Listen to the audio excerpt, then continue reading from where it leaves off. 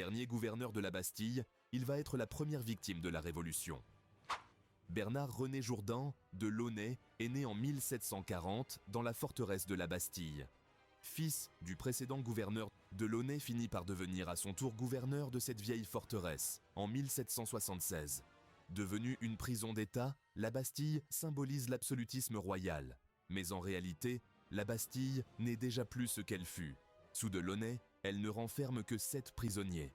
Homme réservé et sans grande envergure militaire, de Launay n'imagine pas qu'il va devenir une figure historique malgré lui.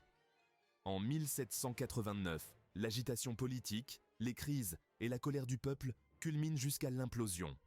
Le 14 juillet, une foule armée assiège l'hôtel des Invalides pour se procurer des armes, puis se dirige vers la Bastille pour réclamer des munitions. De Launay refuse d'ouvrir les portes et tente de négocier avec les représentants de la Commune de Paris. Mais la panique prend le dessus. Sans instruction royale, le gouverneur est livré à lui-même. Des tirs sont échangés et l'assaut commence. Après plusieurs heures, il capitule pour éviter un carnage.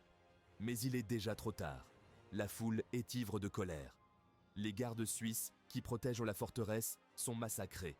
De Launay est capturé, frappé, insulté, traîné dans les rues jusqu'à l'hôtel de ville.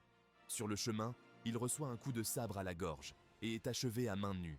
Sa tête est ensuite plantée sur une pique. Il devient la toute première victime de la Révolution française. Cet homme, qui n'avait ni ambition ni pouvoir réel, perd la vie pour un symbole, celui de l'oppression monarchique. Une forteresse presque vide, devenue le point de départ d'un monde nouveau.